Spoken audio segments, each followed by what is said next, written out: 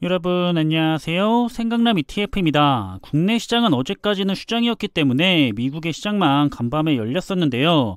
그래도 나쁘지 않는 흐름으로 잘 마무리가 됐던 것 같습니다.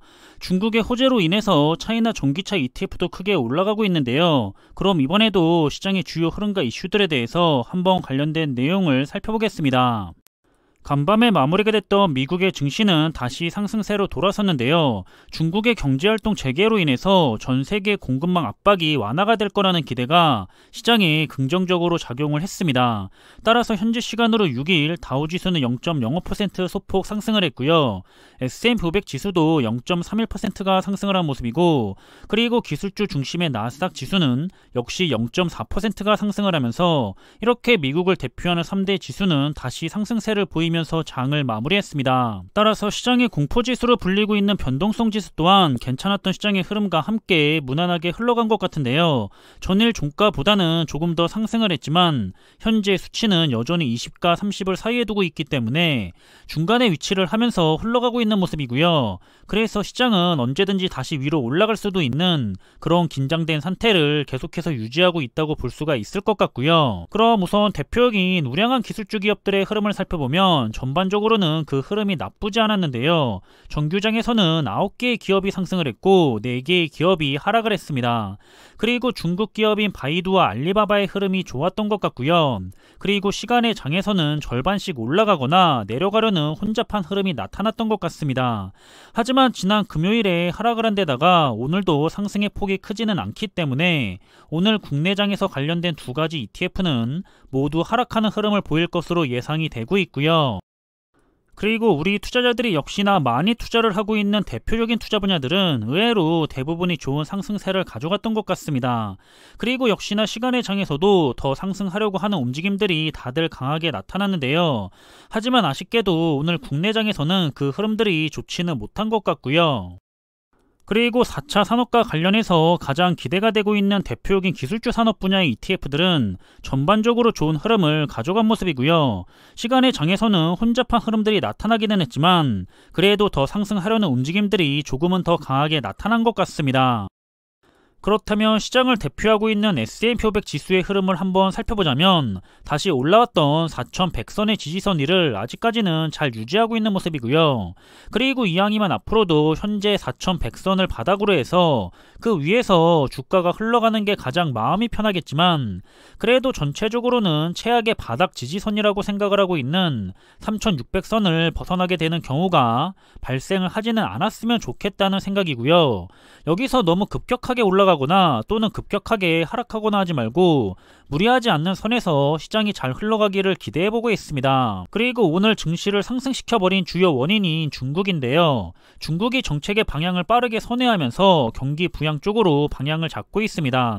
현재 중국은 제로 코로나 정책으로 인해서 중국의 성장률 하락과 고용시장의 충격을 드디어 심각하게 받아들였다고 보고 있고요. 대규모로 경기 부양을 위한 정책을 실시하고 있는 상황이죠.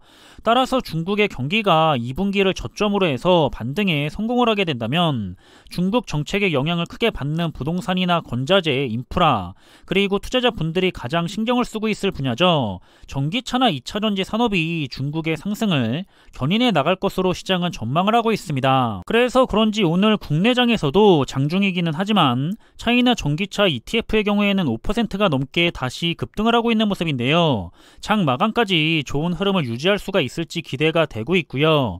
이런 차이나 전기차 ETF의 경우에는 이번 조정장에서 반년에 걸쳐서 주가가 반토막이 났었다가 현재는 바닥을 찍었다고 판단이 된 것인지 저점에서 한 달이 약간 넘는 시간 동안에 주가는 38%가 급등을 하고 있는 모습인데요. 오늘 15,000원 선을 돌파를 할 수가 있을지도 기대가 되고요.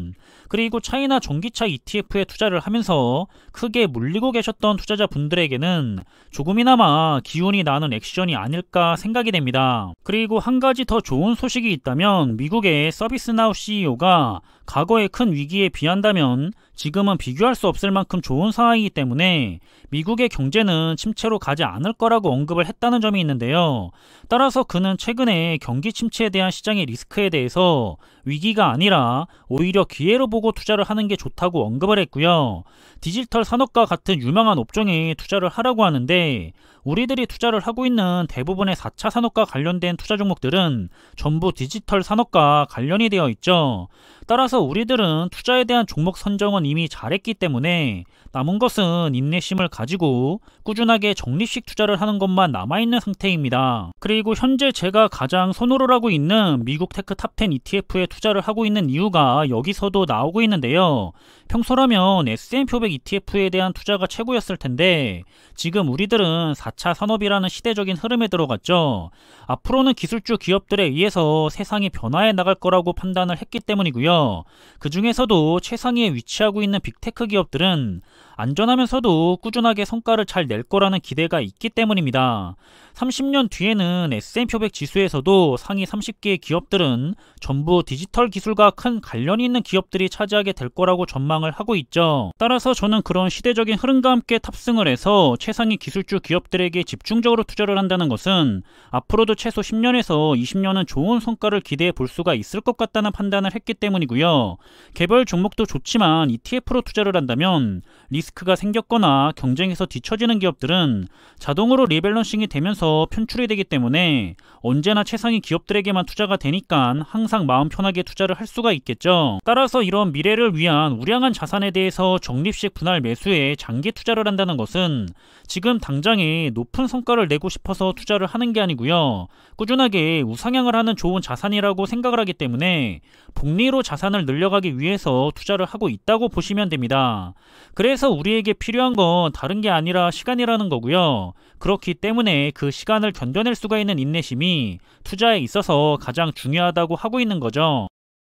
결국에는 투자자들마다 투자의 환경이 다르기 때문에 조금씩의 차이는 발생할 수가 있겠지만 중요한 것은 시간이 오래 지나가면 지나갈수록 복리의 힘이 강해져서 기하급수적으로 자산이 늘어난다는 건데요.